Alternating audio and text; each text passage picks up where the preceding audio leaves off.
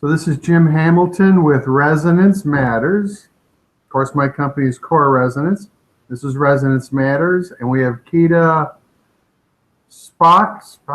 Yes. You can say I'm with KA Communications. I'm also a happiness expert. So just Yes. Well, that's what you just did. I have to write that down. I have to read that. KS Communications and a happiness expert. yeah, I'm basically strategic communications and happiness work or research, whatever you want to call it. Entrepreneur, happiness entrepreneur. What do you think of that? That sounds good to me. So what was it? So what we were just talking about is you're doing a presentation before some students to try to teach them, I guess you might say, about accessing happiness in their work. What would you say you just described?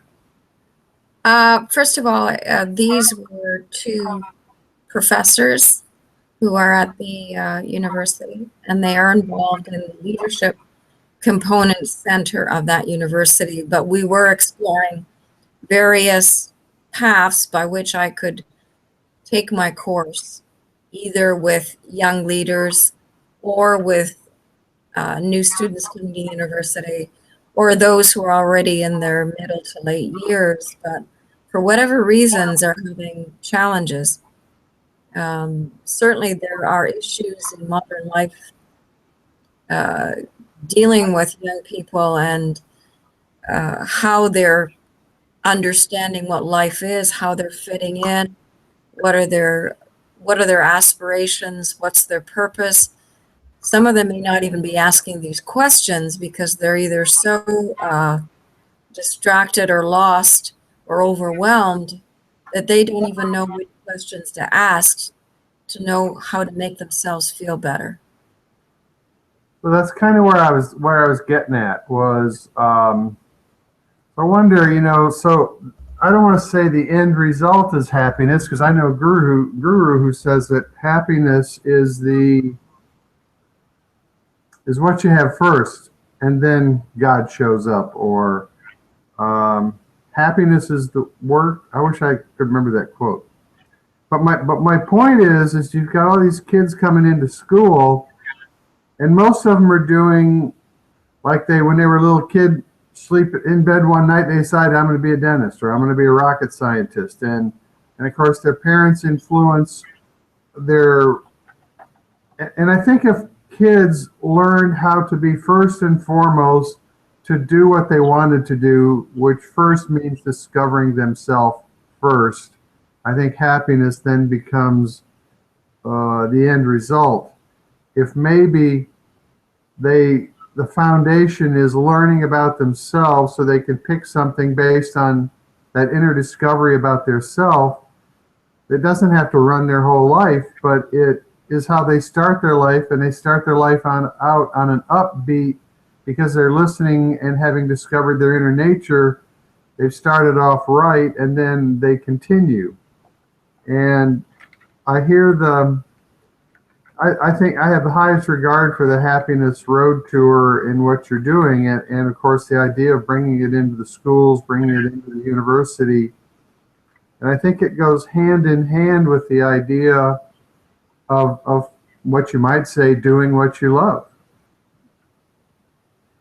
And for sure, the aspect of doing what one loves and then thinking, my gosh, I don't know, told by someone that you can't do what you love because that's not work. Let me say that again. You can't do what you love because that's work. And of course, then you would not be going to work or working. So there is a perception out there, Jim, and I know that you've heard it and have met lots of people who live in the struggle or the challenges they have in their lives. They equate work with struggle. They equate work with something that is unpleasant, something that has to be gotten through. Put in that 8 hours, and then finally you can have your life. Whereas when we're talking and what we're thinking in terms of what is really living, you essentially strive to be enjoying your life as it is. And if you happen to be doing work that for the moment may not be that pleasant, at least you have an attitude of acceptance and of perseverance that you can understand or appreciate. I'm doing this now in order to get to this objective I have. And so that then puts the work or the exercise or the task or the project, whatever it might be, into the perspective that it is something you're doing because you're going to be able to live the life you want to live, as opposed to getting through a work situation for 30, 40 years, and then after that say, okay, now I'm retired, so now I can really enjoy life. If you don't die when you retire from living a life that way. Now that's an interesting point. Well, that's what's, people are breaking away from that, but there's been a very high rate in the past of people when they retire, they don't know what to do with themselves. And, but I think that's kind of going the way of the dodo bird, whatever. Dodo bird is, I think, a bird that used to exist. That's right. And if nothing else, people retire now and they discover they can't retire. And so they go off into something else. And I think that keeps the blood pumping and keeps people alive. Because so many people, I had forgotten there was such a thing as people going to work just to go to work because they have to go to work. It hadn't even occurred to me. When you think about it, of course, but my point is that I suppose, and of course, I guess it's late in the cycle because they've already had 18 years of upbringing that tells them that life is a narrow and treacherous course, and you have to pay your bills and you have to pay your dues, and it's work, work, work. But I think this whole idea of discovering the foundation of happiness, and I'm making assumptions about what your work's about, but that really happiness is that end result. It's what we do. We want what we do to make us happy. Yes, we want to get paid. The question becomes which is more important, to be happy or to have that extra 100,000 a year or that extra 10,000 a year.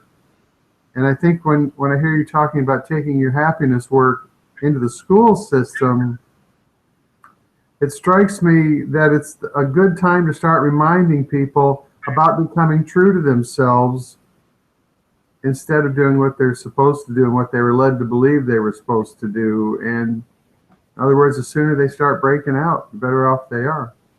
Mm-hmm. Well, the whole aspect of happiness is certainly, first of all, it's a moving target. It's not an absolute. Secondly, something to take note of as well is that my notion of happiness, or what makes me happy, feel good, is not necessarily going to be your notion of what is happy, makes you feel good. And I think that's why when somebody becomes a doctor and says, oh, this is a great life, and convinces their buddy to become a doctor as well, the buddy may have real second thoughts when he's not or she's not feeling the same reactions or the same responses that their friend was saying, because we are so uniquely different that part of our existence here, part of our journey here, is actually that to make that self-discovery and finding out what really makes us tick and what makes us get excited and what makes us laugh and what makes us feel. And those are all those aspects are what propel us to be the best that we can be. And if it happens to be that you want to be a baker, and if it happens to be that you want to be a mom at home, or it happens to be that you really do want to be the rocket scientist, then go for it. Exactly. I mean, so there's the foundation of going forward, is discovering who you are, expressing who you are, and the more you understand who you are, the more you find this inner exploration, this inner drive, this, and plug into these things that are true, ostensibly, which is a word I don't use, you become happy. Now that's, I mean, it's not quite as simple as that. Happiness isn't described that way, but I suppose if there's so many people not doing what they want, they're certainly not happy people, and doing what you want is part of the foundation of being happy, part of it. Hmm. I would add to that, Jim, that in terms of happiness as a feeling fulfilled and having a state of well-being, obviously there's a completeness into oneself. So Okay. that avenue, as you said, is explored. Values, principles, belief systems are assessed, and through that kind of exploration, people arrive at what really is important to them, is significant to them. Once they find that, and then they marry that with something that they truly or naturally like to do, which can go back to your childhood as to what did you really do well and what did you really like to do. There's the second aspect, because usually in childhood there's an aspect of ourselves that is authentic in doing what we want. And as we get older, that doing what we want is covered up by, I told you so, be responsible, this is what you need to do, this is where you can make more money, etc. So that what you want to do in childhood ends up being layered. The third and final aspect of well-being and being happy is exactly what we're doing here, Jim, is there is in everyone a need or a compulsion to give back, to contribute. And part of happiness is having that kind of a purpose whereby who you are and what you're doing is actually contributing to something or to someone in some positive manner. The act of self um, satisfying without having an element of sharing or giving will not necessarily bring about happiness. It may in the short term, boy, this is great, I've got everything. But then, as you noted earlier, comes that feeling, that empty feeling. How come I feel this way when I do have seemingly everything? So it's like connecting with oneself first, and then identifying some goals. But in that aspect of identifying goals, there becomes the notion of giving back, of contributing, and those are probably the keys of having a fulfilled and well-meaning life. So happiness then isn't necessarily walking around with a big silly grin on your face all the time. No, absolutely not. All In right. fact, Nice. with the peaks, you will have the lows. That's the polarity of life. If someone is thinking that they can be happy all the time, that is a naive assumption. Life is has its polarities, its opposites, and this is in no way different with what we feel. We have moments of great joy. We have moments of great sadness. It's how we approach and respond to those states that dictate how well, what a well-being we are. At the same time, once you start to understand this, there was somebody I don't say studied with, but I think I sat in on a webinar or a seminar with him once or twice. And he used to talk about surfing consciousness. And the idea was when you get in these polarities, you already know the bigger picture, that is peace and this connection that we all share. And when we get out of sync with it, it's like going down in a valley or down in the polarity, but we know that we will come out of it. So in other words, it's not so much that you endure the difficulties, but in a manner of speaking, you do, because you know that you will, as he would say, surf back out of them back to the top. And what I'm hearing here is an idea about happiness. Again, not being so much a big smile on your face, but really doing what you love to do, doing what's true, which, as you say, evolves to the point that happiness becomes not measured by, but as you discover your nature, giving is part of it, being part of community, um, obviously more than anything, being whole in your body. But I'm glad we're touching on this because without thinking about it, I assume happiness is just this permanent smile, and it's because, and it's not.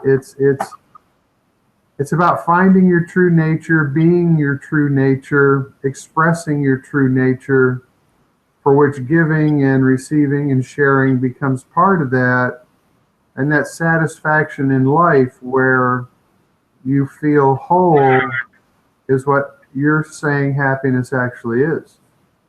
Yeah, yeah. It's interesting because even the idea of measuring happiness, and we all know that there are people who are a little more taciturn, a little more introverted. Some are more difficult to communicate with. We might even assume or misunderstand them and say, well, they must be unhappy because they act this way or they have this kind of behavior. Mhm. And that becomes problematic in the sense that every person is so unique that, again, as I said earlier, their notion of happiness and what makes them feel fulfilled can be so diametrically opposed to what you think or you feel as happiness or how when you feel good, so that you're looking upon someone and making a judgment that they're probably unhappy or they can't possibly be happy because they don't have a smile on their face is in fact a misnomer.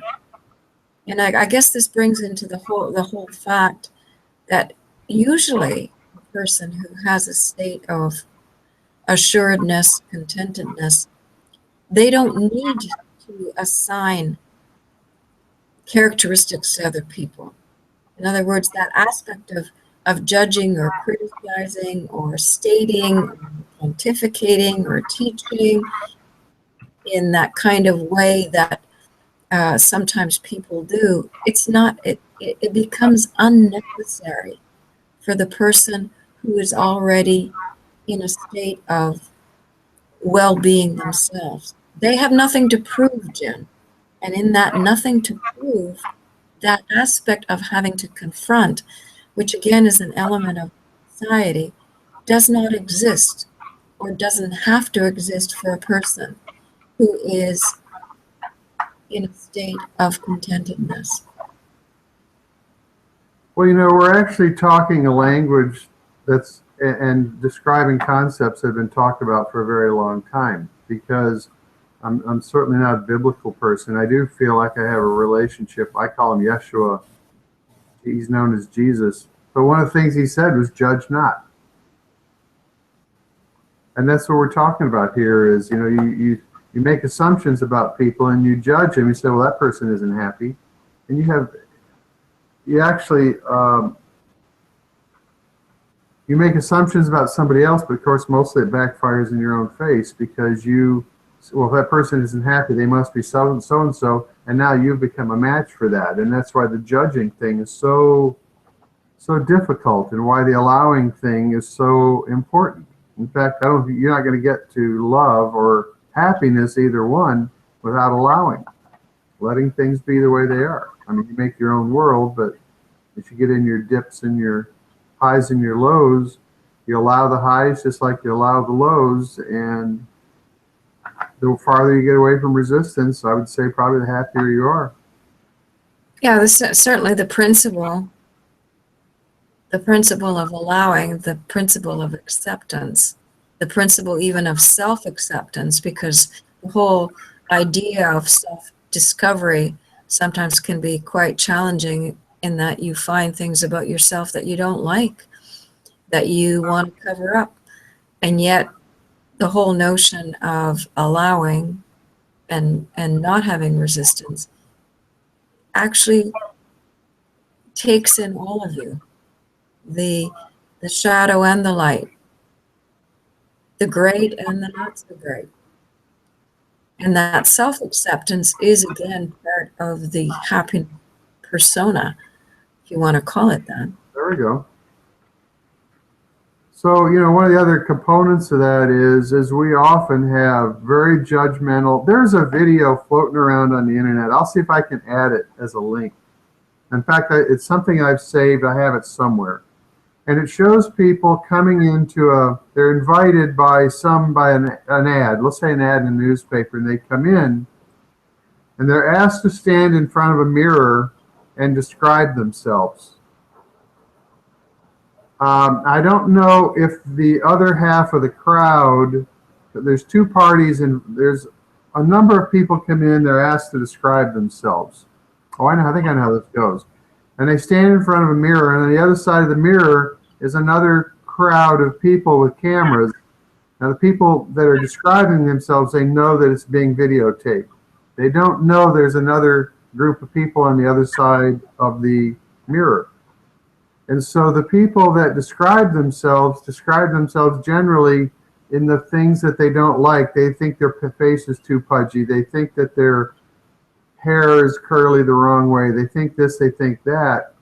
And at the same time, on the other side of the mirror in the studio, another group of people are talking about what they see in the same person. And the other person has a much higher opinion than the people do of themselves. Much higher opinion. And I think this is what we carry around is these, I won't say mistaken, but these beliefs about ourselves and our imperfections. And it's like an internal world that is full of,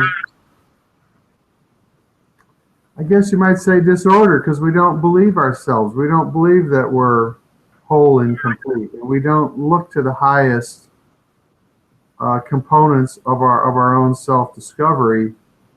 It's a very revealing video. But I think it talks to the idea of happiness. Because we have this, I don't want to say internal loathing, but sometimes we do. And I think probably all of us have something about ourselves that we're quite judgmental about, and possibly a number of things. And it interferes with happiness. Now, certainly the notion of authenticity includes everything. So the fact that you can say to yourself, I know that I think this way when I see, or I have this thought every time I take a look, or I have this kind of reminder. And the thoughts in and of themselves may be negative. They may describe you as being negative. But I think it's an interesting road. As soon as you admit to yourself that there are perhaps failings, first of all, the admitting allows you to accept, and furthermore, the admitting also allows you to make amends. Because it's very difficult to make amends, or perhaps even get into the realm of self-forgiveness and forgiveness of others, or forgiving others, if the fact of what is upsetting you is never looked at personally, is never examined by you. So you can go through life assuming that somebody, for instance, is angry at you, has been angry with you ever since the picnic in 1998. And then one day you may be talking to them, and they may say, what picnic? Right. What did I say to you? In fact, what you may have thought was an incredibly huge incident that has perhaps even marked you, you're beginning to find out that the other person involved has completely forgotten about the incident, that it has no recall in their existence, and yet you are carrying this, if it's a hurt or a anxiety or anger with you all these years. So for some of us, this kind of self-discovery, acceptance and forgiveness is huge in terms of just letting that load off. Just give that load away. So there's the definition. So we're actually talking about the definition of heaven and hell right here, because hell is held beliefs that aren't serving us, which create destruction and undermine our very nature and our own truth. And heaven, of course, is acceptance. It's that place of being where, like, I met somebody yesterday at a chamber event, and I dropped her a note, and she immediately came. She wrote right back, says, "Oh, I was just looking up your YouTube stuff." And that's synchronicity. In fact, we discovered as we talked yesterday that initially there seemed to be no common denominator. I don't want to say it was resistance on their side, but there was an overload. We didn't find any commonality, and as we talked, we discovered we had massive commonality. And so the next thing that happens is I send them an email. They say, "Hey, we were looking up your videos," and so that synchronicity is the opposite of that destructive mode, or when we hold things not only about ourselves but hold things about others. And it's that introspective journey that we start rooting these things out, for which happiness becomes the result. Yeah, it's fairly in and of itself, it's a simple process, but it takes self-acceptance and authenticity and truth to move through the process. And once those are part of you, part of your makeup, then the act of being happy becomes easier. So you're saying that you have to learn how to do this stuff? There has to be some dedication to taking time to know more about yourself. And it could be as easy as unplugging everything and going for a walk in quiet. One of my first, what I recommend to people if they're even sort of trying to figure out what they're all about, is just get into a quiet space. Have nothing on. And see how long you last in silence. Because it could be very difficult if you have not allowed quiet and silence to be part of your life for a long time. Well, it's why some people race from project to project and thing to thing, and they have the TV running in the background. They have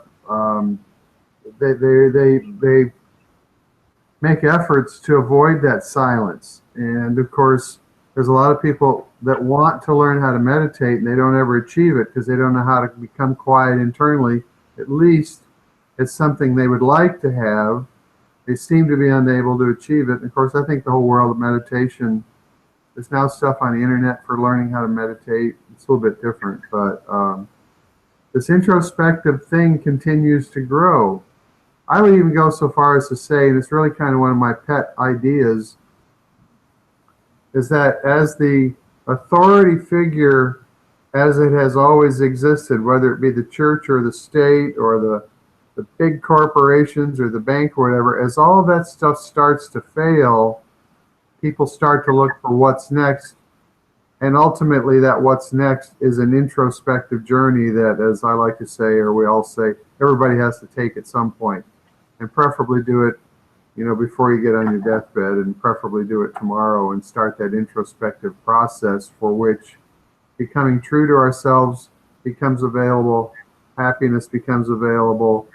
We are less dependent on the outside world, more dependent on our inner nature, which brings strength and satisfaction, and also an understanding of cause and effect. In other words, what's going out there in your life is not because of him or her, because of what's going on in here. A judgment about a picnic from 20 years ago that turns out to be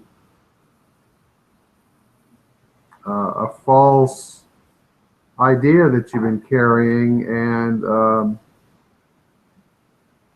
being a human is interesting stuff. I personally get a kick out of it. That's a good thing you are human then. If you get a kick. It is interesting that the aspect of perception is you and I are on this call, and what I'm seeing or what I'm observing or what I'm sensing may be entirely different than what you are, but we're on the same call.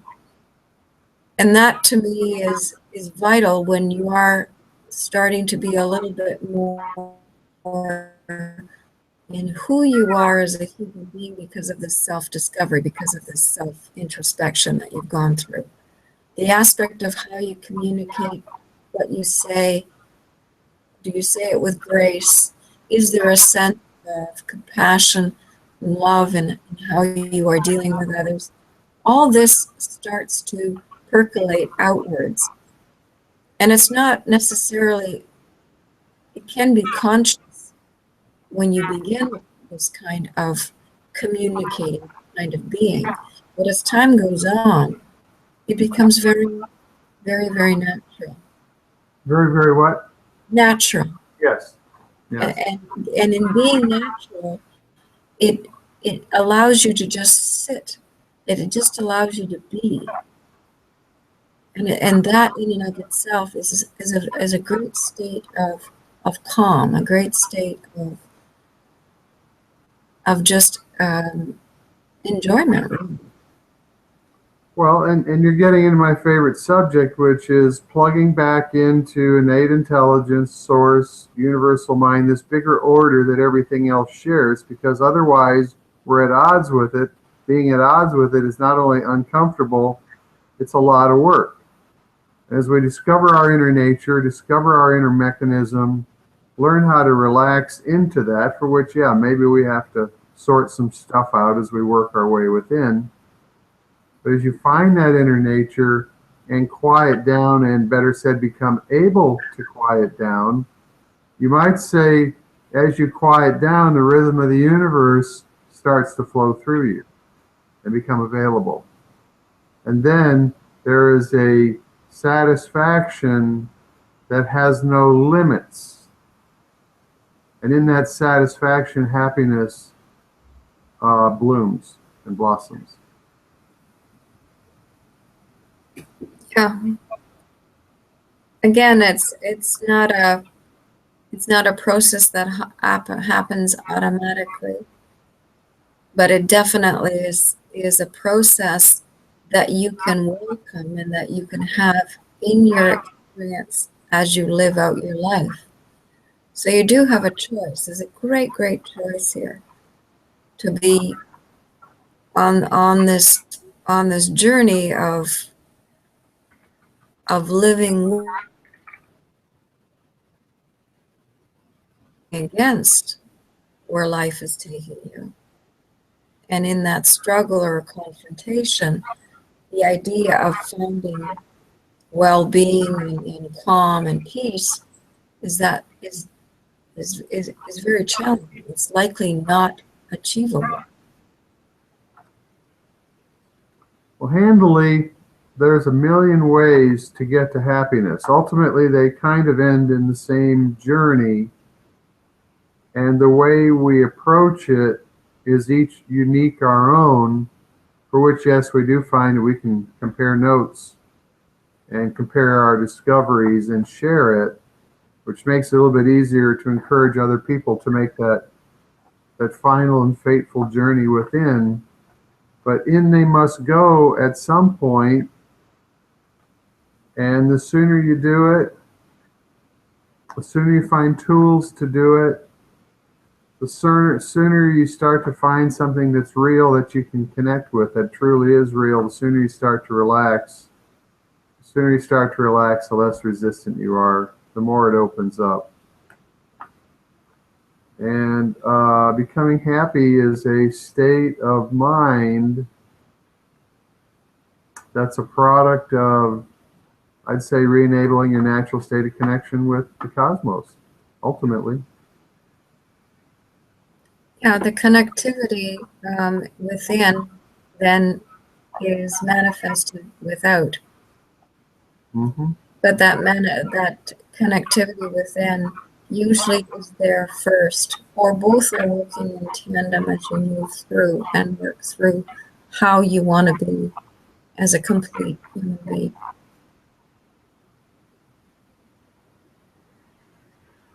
I didn't know we were going to talk about happiness today. Did you? No, it just sort of happened. As it should. As should everything. That should everything, yeah. So what would it be like, I wonder, if everybody was being true to themselves? Everybody was taking their insights and their impetus for what they did next, not from bouncing off other people or reacting to this or that, but instead listening to their inner nature, learning how to trust their inner nature, to go with their inner nature, discovering that their outcomes are better than they could think or plan. And as they learned how to do that, relax, release, and let go, I wouldn't mind being around a lot of that. No, and the fact of the matter is, when there is someone like that, or you enter into company that is like that, there is an obviously a great harmony, and harmony in and of itself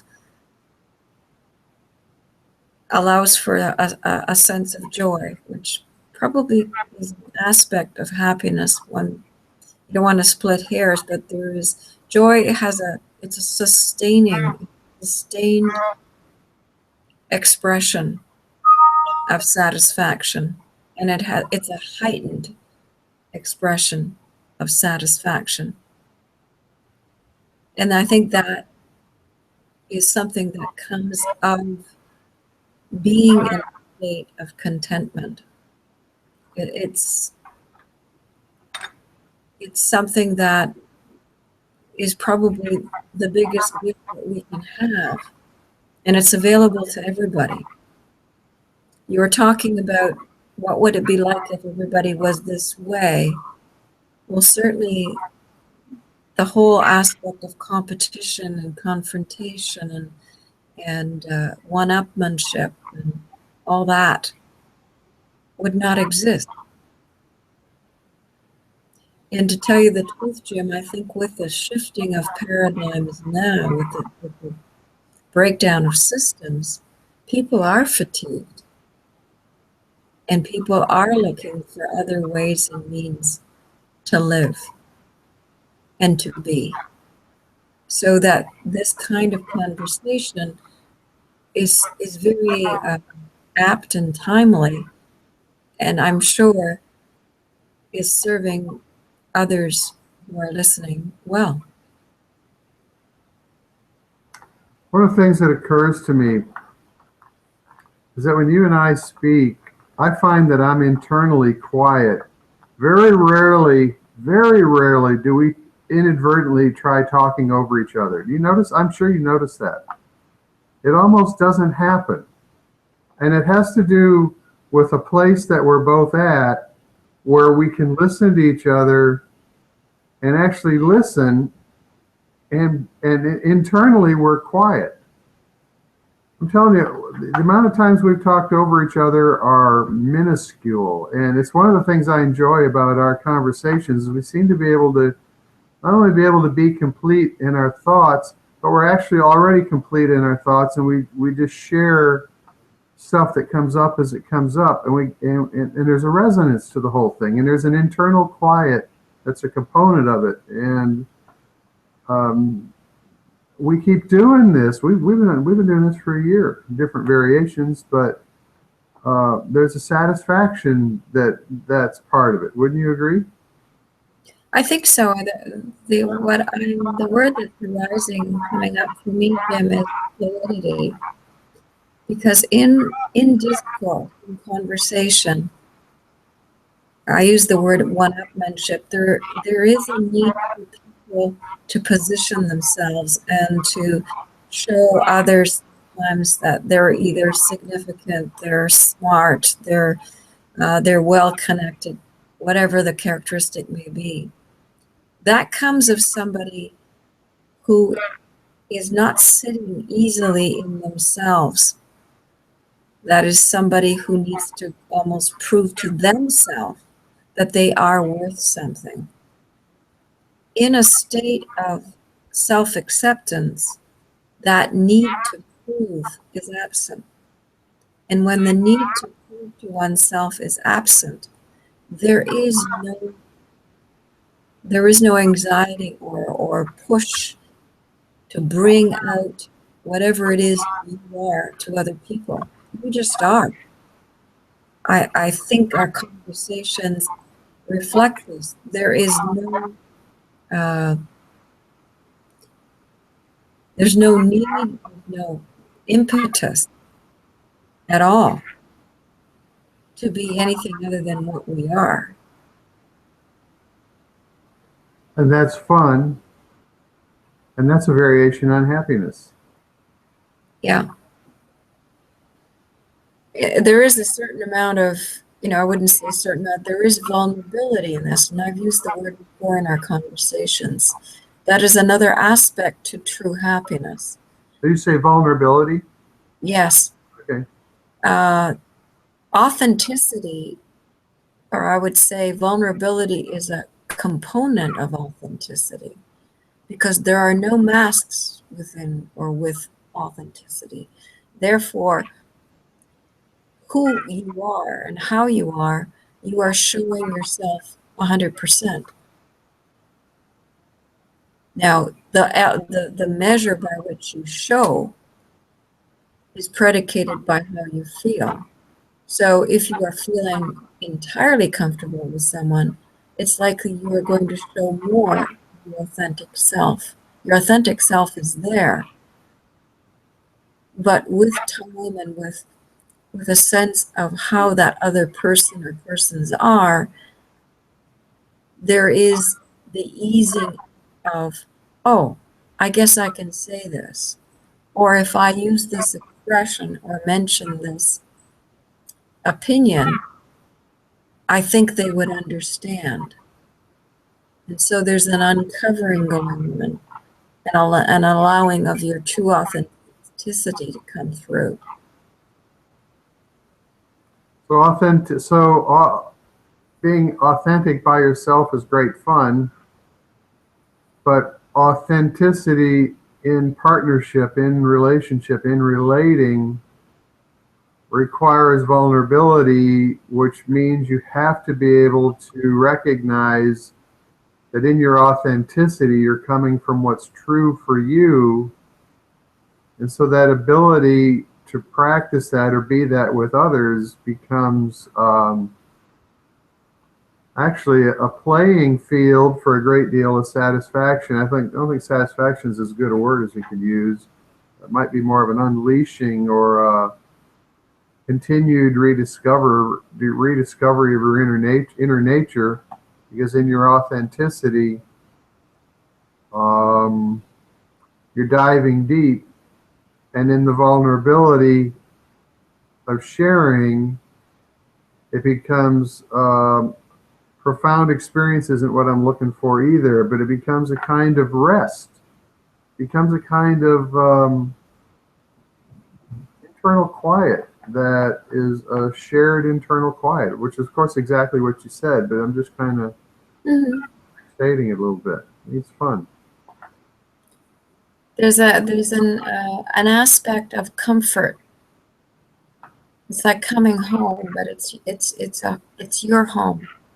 It's a home that you recognize and acknowledge.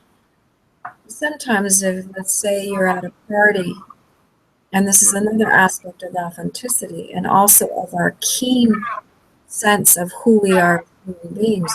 You may go to a party, you'll meet one person, you haven't said too much, but there's a knowing inside of you, based on your authenticity, that this is a person that probably resonates with you, or that there is an activity there that you want to explore further. How do you know that? Because you haven't said it to the other person.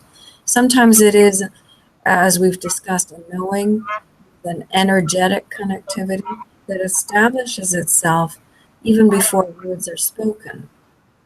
That kind of connection can only come when there is self-knowledge and knowing. You might approach another person and everything about that person will tell you to walk away.